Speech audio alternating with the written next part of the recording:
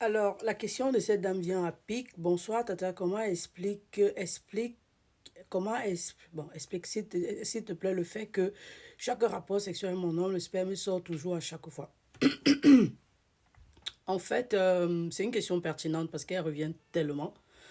Ma chérie, quand l'homme fait, finit de...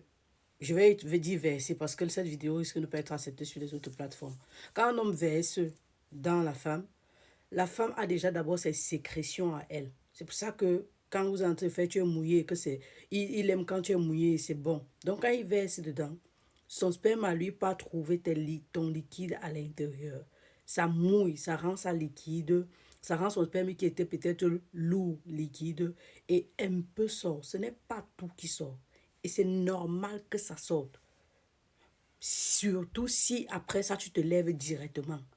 Si tu ne veux pas que ça sorte ou parce que, je sais pas, tu, tu as envie de concevoir et tu te dis tu veux maximiser les chances, quand il finit, tu te recouches comme si tu étais couché. Tu mets même le thé d'oreiller sous ton bassin pour permettre que ça reste encore dedans. Mais retiens que c'est normal que ça sort comme ça chez toutes les femmes.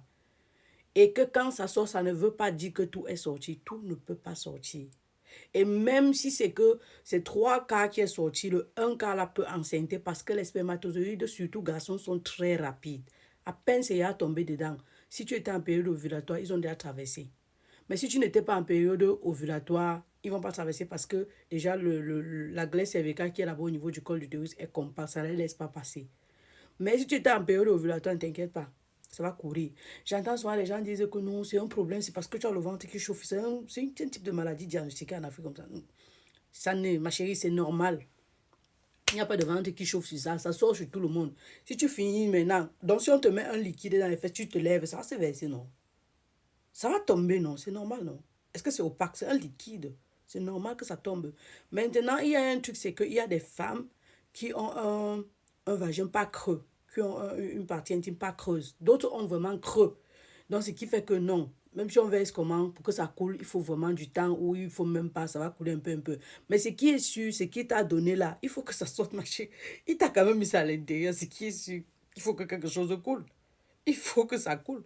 Tu ne peux pas me dire, je vais dire, c'est les sons même que qu'on ait des connaissances scientifiques, c'est normal que quelque chose coule, des liquides, parce que ça allait trouver le liquide. Maintenant, si tu as un vagin moins creux, c'est normal aussi que ça coule beaucoup et rapidement. Mais si tu veux garder ça là-bas dedans et que tu ne veux pas que ça coule beaucoup et subitement, tu t'allonges pour un bon bout de temps. Mais quand tu vas te lever, même comme ça, un peu va toujours descendre. J'espère que j'ai répondu à ta question. Je suis là. Bisous.